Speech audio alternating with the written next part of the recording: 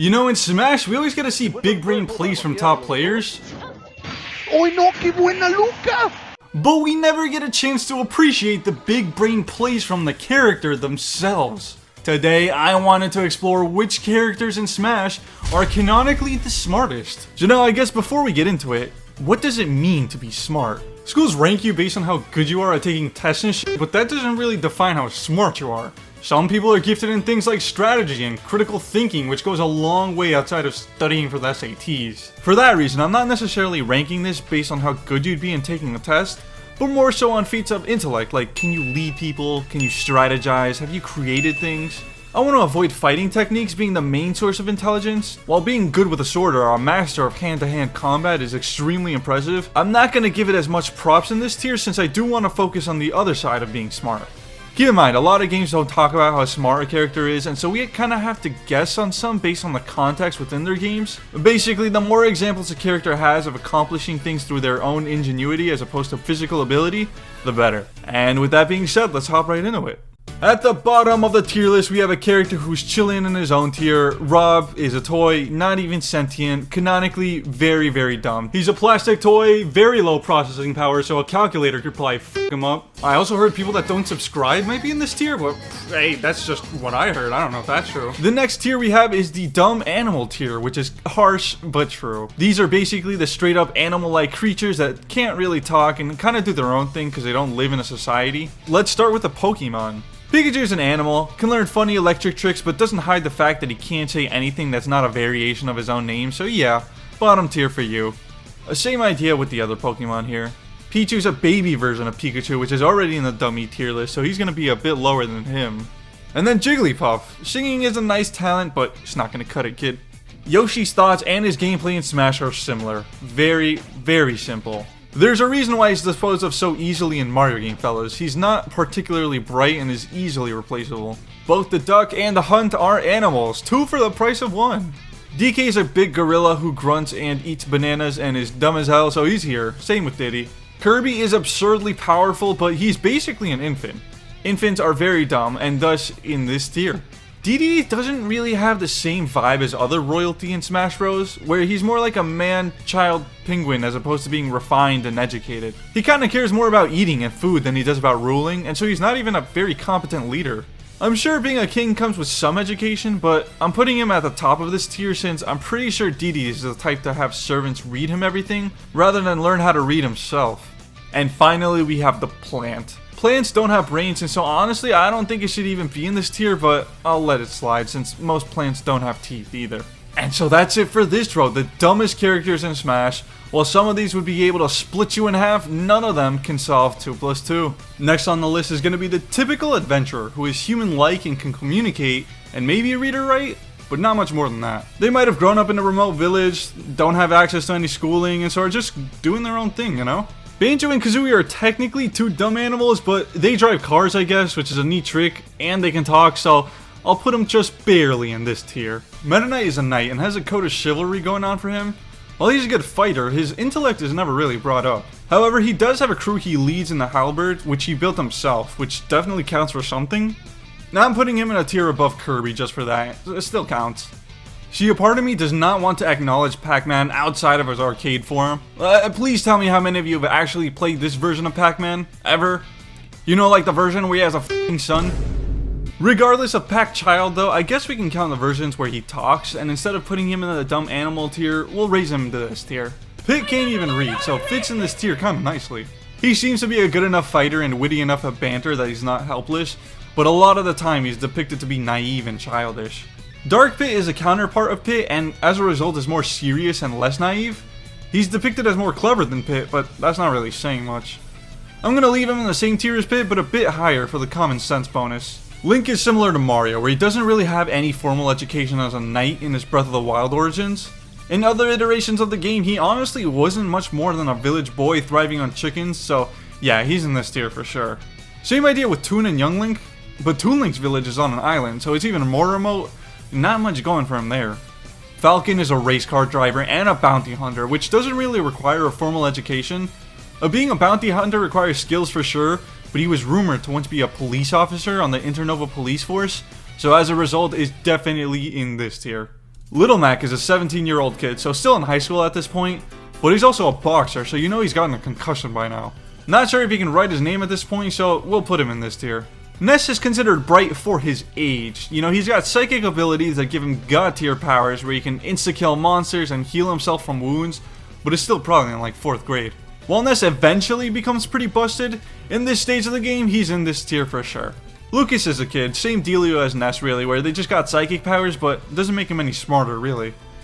Lucario is one of the only Pokemon that can speak and isn't a psychic type, making him at least pretty smart. He uses Aura to do it, which is kind of cheating, just like in Smash, but it really does provide him a benefit by not being able to only speak to others, but sense how they're feeling as well. We'll put him a tier above the other Pokemon for that, but still nothing crazy overall. The Ice Climbers are 2 kids. You know, there might be school in the mountains, but yeah, they're like 8, so lower end of this tier for sure. Ryu is a beast at martial arts, but not much else. It's not like Batman where he's good at martial arts and also is a crazy money detective. Ryu is just really good at kicking ass more than anything. He also had a rough childhood where he was an orphan at a young age and adopted by a dude who only really trained him how to fight. So yeah, not very educated. Inkling can't even say their name, they just woomy and booyah their way to sniffing more paint. Yeah, low tier of this end for sure. Pokemon Trainer is a 10-year-old kid that's equivalent to a lion tamer. Badass, but doesn't really require a good education. All his Pokemon would also end up in the tier below. In Castlevania, Simon is a 22-year-old dude in 1691. The guy probably doesn't even wipe his ass. I honestly doubt he knew how to read. Gonna put him at the low end of the dummy tier. Richter, no different, was born in 1773 and his game takes place in the 1790s. He might wipe his ass at this point, but probably doesn't wash his hands after. A little above Simon for that, I guess. Hero's a village boy, same idea as Link where he simply is brave and epic and good-hearted, but not really a scholar, you know? Terry is quoted as being well-informed of what goes on in the streets. And that's probably the whitest I've ever sounded. Anyway, while he's street smart, doesn't seem to have a formal education or anything hinting at it. You know, I'm gonna put him in the literate gang. Steve Minecraft lore isn't very fleshed out. However, he's actually a decently smart guy with architecture and alchemy skills he got. It's still mostly just survival stuff, nothing too crazy, and so he's in this tier. Villager is a regular ass dude with a mortgage to pay, probably the most normal out of everyone on this list since they straight up got no powers. They're just thriving, and for that, I'll put them in the normal section. Mies are the same deal, but they can't talk, and I hate them, so they're going even lower. And that's it for this tier, fellas, the biggest tier in this list. It makes sense though, given a lot of classic heroes are known for their bravery and heart of gold as opposed to their calculus skills. Next we have the has solid common sense tier, where they're not basic, but not particularly smart either. These guys have shown common sense in their games while also not having a particularly poor or rural upbringing, or at least have some evidence of being knowledgeable if they have. Ike is one of the few Fire Emblem characters we got that is not royalty and thus does not have a lofty upbringing. He grew up as the son of a mercenary, and while eventually does grow and become a great leader and warrior, he isn't renowned for being intelligent. In fact, he's considered relatively naive at first, being a person of few words that values protecting his family and friends. I'll put him at the top of this tier because he's not really a particularly smart person. Mario at his core is a plumber. While that requires certifications and its own share of hard work, it doesn't require a degree or a formal education. He just kind of jumps and stuff throughout his game, and if anything, probably has a fair share of brain damage from bumping his head on blocks. I put him a bit higher because he's solved mysteries and stuff before, but that's more of a plot thing than a Mario thing. Luigi's on the same boat as Mario, plumber gang. The Game & Watch is a handheld console, but he also appears in a bunch of games. He's a playable character in games like Parachute, Vermin, Manhole, Flagman, which is actually where a bunch of his moves originate from. None of the jobs are particularly demanding knowledge-wise since it's working as a chef or an exterminator, you know? While I think the fact he can excel at so many jobs and be adept at them shows that he's def got knowledge up his hands, I don't think it necessarily means he's extra intelligent. So I'm gonna put him in this tier. Wario is a schemer and loves money. His WarioWare games revolve around him owning a video game company, which is legit. However, he doesn't actually make the games himself and actually relies on his friends to do a lot of the work. I respect the hustle, but he doesn't actually have many skills or otherwise, so I think he ends up in the same tier as these guys. Sonic is definitely in the same idea as the classic video game characters like Mario and Link. You know, capable of huge feats, but not known for being particularly bright. He's had his moments where he comes up with solid strategies to get the victory, like in Sonic Adventure 2, where he cheated death through understanding the physics of the Master Emerald, but mostly he's just known for being fast more than anything. Cloud, like Link and others, is like a village boy, you know, he becomes a mercenary but has no formal education beforehand, I guess by joining the military as a mercenary, he does get that boost of information, so I'm gonna put him at the low end of this tier for that. Shulk I thought of for a long time, definitely the hardest to pinpoint. We have two options with Shulk, basically where he's in this tier or in the God tier because of Vision. For those that haven't played Xenoblade, Vision basically allows Shulk to glimpse into the future, both like literally up to 20 seconds in or up to weeks or months even. He knows what you're gonna do every time and can act accordingly, and so as a result is the most gifted strategist in the game free. However, it's not because Shulk is innately smart, it's because of this ability that was given to him by the Minato at like 18 years old, so he wasn't even born with it. Anyone with Vision would be extremely powerful, and without getting into spoilers, it just so happens Shulk was the one that could wield this power.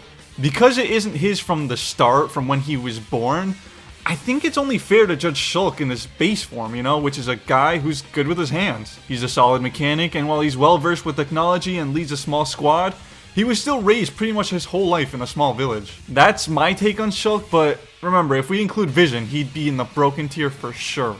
And that's it for this tier, the last tier we have where there's no one with a formal education. But you still got some of the biggest names in gaming history, so clearly who needs studying? So with that being said, we move on to the next tier, the smart tier.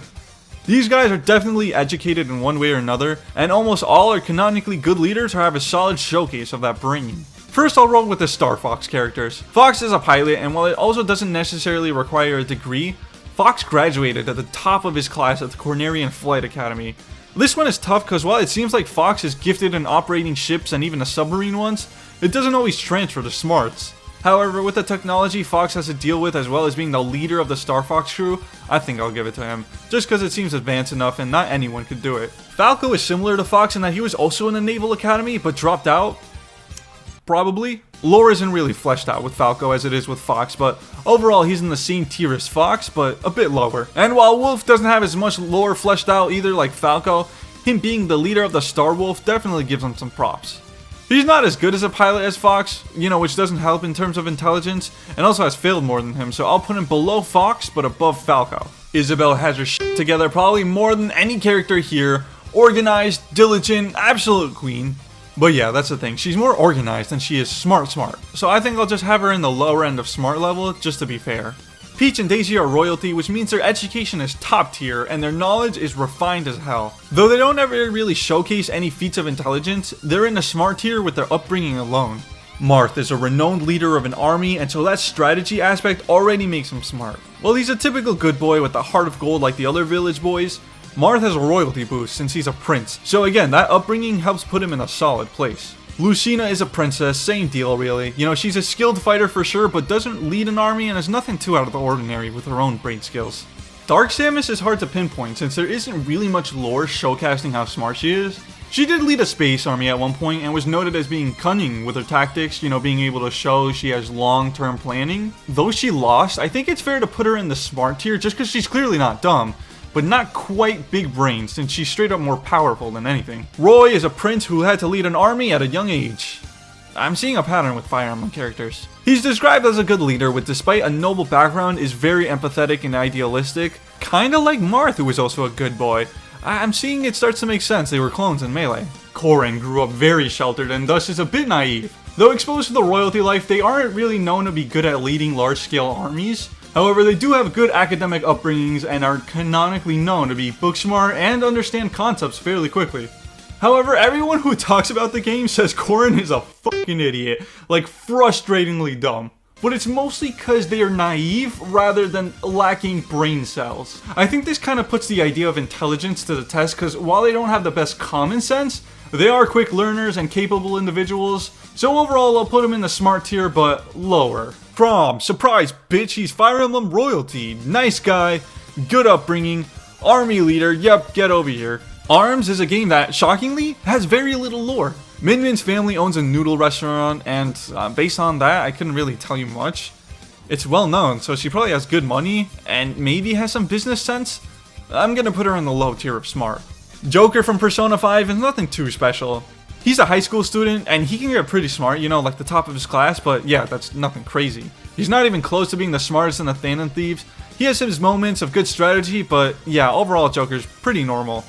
Ken is on the same boat as Ryu, where he's nice money at fighting games, but was born into a rich family, and so definitely had that access to education early on too. I'm gonna put him on the low end of the smart tier for that. Wii Fit Trainer is probably very knowledgeable on diet and health science. Just look at this posture, fellas, it's so nice. Wii Fit Trainer lore is not established, but I wouldn't be surprised if they got a degree in kinesiology, so I'll put him in the smart tier. For K. Rool, I wanted to put him in the dumb animal section initially, though he is the leader of the group of pirates and has created some useful tech, which gives him some points. He's only really invaded a small island too, which isn't nearly as impressive as places with an established military or a small country. We'll put him in the high tier of smart, since for the most part isn't a genius, but it's pretty smart all things considered. And that's it for this tier, fellas. Basically the Fire Emblem tier. We got royalty, high school students, and a f***ing crocodile, but all peeps who are dependably smart. Next on the tier list, we got the Big Brain group, where these fellas have canonically displayed feats of intelligence and are notably above the rest with their smarts. For Samus and Zero Suit Samus, I have them this tier just because they're seen to have hacking skills, which requires coding knowledge, which is big brained. The Bounty Hunter life requires more street knowledge than it does formal knowledge, but Samus is known to be familiar with alien organisms, civilization, and tech from multiple planets. That combined with the coding lore, I'll give it to her and put her in the Big Brain group. Bayo works with magic. You know, she's a witch, and so she has that area of expertise, but isn't really known for being particularly smart or cunning. She's hella old, like 600 years old, but 500 of those years were spent in a coma, basically. So I'm gonna put her in the low tier of Big Brain since she's clearly advanced, but nothing crazy. Bowser Jr. is like 7, and at first I was gonna put him in the barely literate tier. However, I thought about it, and he constantly works with robots and machinery while building it himself, is a talented artist, and has a royalty education from the get-go. He even became a doctor? Nah, I think it makes sense to put him in the Big Brain tier. Snake is a smart cookie. He's fluent in 6 languages and has an IQ of 180. He's not only a beast on the battlefield, but he's also super perceptive and crafty, which helps him stay alive a lot of the time. He's been known to outsmart and outmatch some of the greatest and most legendary soldiers in history, like Big Boss and Gray Fox. He's a quick thinker, especially in moments under pressure, and so he's definitely in the upper end of the Big Brain tier. Dr. Mario, baby, come on, the name alone shows he's a pro. Man's got a degree, went to med school, did his residency, and is a fully fledged doctor. What a king. Kazuya's pretty smart for a Shoto. Why does that sound like I'm discriminating? Nah, but he's as ruthless as he is smart. Some feats Kazuya has done include seizing control of Hokkaido in an attempt to build his own nation, though he failed. He genetically engineered a dinosaur from fossils and kangaroo DNA like some Jurassic Park shit, and became a CEO of a biotech firm. Definitely a big brain. Next we got Robin. Robin was not born into royalty, but is known to have amazing tactics and strategies for the army they lead, while also being gifted with magic. They also read a lot of books. Good sign? Nah, but without getting into spoilers, Robin being a gifted tactician can overrun armies in a way other Fire Emblem characters can't, which lands them in the Big Brain tier. Byleth is seen as being a GOAT tactician, like he is well known for being really good in battle with his strategies, to the point he ended a war that had been going on for years in a matter of months. He has a similar-ish broken ability to Shulk where he can go back in time if he fucks up in strategy.